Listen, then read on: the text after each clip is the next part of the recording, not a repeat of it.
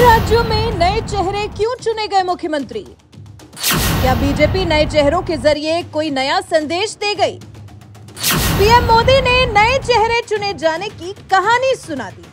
3 दिसंबर 2023 ही वो तारीख है जिस दिन बीजेपी ने फिर एक बार इतिहास रच दिया। देश में फिर एक बार सबसे बड़ी पार्टी होने का संदेश दे दिया। संदेश ये भी दे दिया कि मोदी सरकार के सत्ता में आने के 10 साल बाद आज भी जनता का भरोसा नरेंद्र मोदी में कायम है। एक साथ 3 राज्यों में बीजेपी की बम्पर जीत हुई। मोदी मैजिक ऐसा चला कि क्या छत्तीसगढ़, क्या राजस्थान, क्या मध्य प्रदेश, तीनों राज्यों में कांग्रेस का सुपड़ा साफ हो गया। लेकिन फिर जो बीजेपी ने 3 राज्यों के सीएम चेहरे दिखाने में समय लिया, वो विपक्ष को खूब खटका।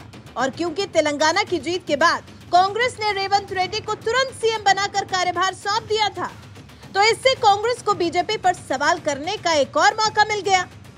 लेकिन ये नरेंद्र मोदी की पार्टी है। नरेंद्र मोदी और गृह मंत्री अमित शाह के नेतृत्व में ये पार्टी काम करती है, जिसके अध्यक्ष पद पर जेपी नड्डा जैसी महान शख्सियत विराजमान है। ऐसे में ये पार्टी सीएम बनाने में भी बहुत सावधानी बरतती है। सीएम चेहरे का कभी कोई ऐलान नहीं करती, बस मोदी के चेहरे पर और अपने काम के बल पर चुनावी मैदान में उतरती है और फिर जीत की पताका हासिल करने के बाद सीएम किसको बनाना है ये तय करती है।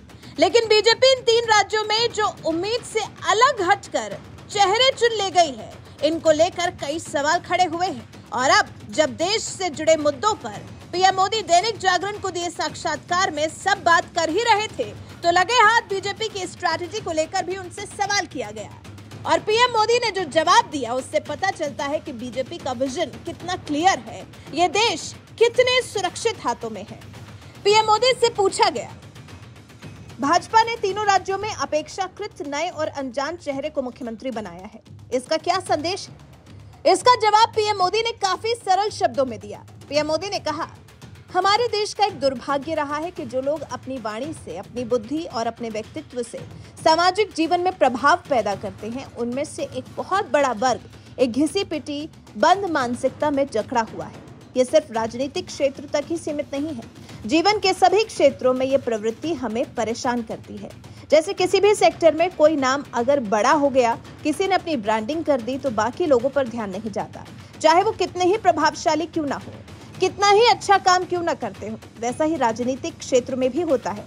दुर्भाग्य से अनेक दशकों से कुछ ही परिवारों पर मीडिया का फोकस सबसे ज्यादा रहा, जो कि सच भी है। राजस्थान में जहां वसुंधरा राजे पर सबकी निगाहें थी, तो वहीं मध्य प्रदेश में सब शिवराज सिंह चौहान की तरफ देख रहे थे और छत्तीसगढ़ में रमन सिंह पर। लेकिन असल में बीजेपी जो पीछे छिपे अपने रत्नों में से सीएम पद के लिए जो रत्न तलाश रही थी, वो तलाश तो छत्तीसगढ़ में विष्णुदेव साय, राजस्थान में भजनलाल शर्मा और मध्य प्रदेश में मोहन यादव पर ही जाकर पूरी हुई।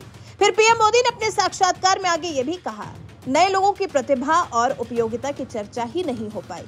इसके कारण आपको कई बार कुछ लोग नए लगते हैं, लेकिन सच्चाई ये है कि वो नए नहीं होते। उनकी अपनी एक लंबी तपस्या होती है, अनुभव होता है।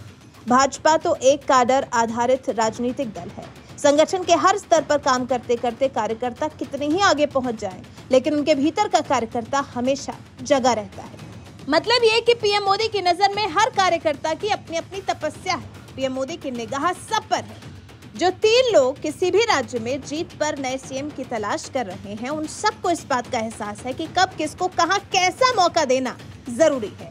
और अपने इसी सिद्धांत पर चलते हुए बीजेपी ने 3 राज्यों के लिए 3 नए चेहरे चुनकर जनता के सामने ला दिए हैं। ये तीनों ही लोग अपने अपने काम में माहिर हैं, बहुत सालों से बीजेपी से जुड़े रहे हैं और पार्टी में अपनी अटूट श्रद्धा कई बार साबित भी कर चुके हैं, जिसे शायद देश का मीडिया न जानता हो, लेकिन वो जानता है जो इन सब के बीच में खड़ा होकर ये सब परख रहा है।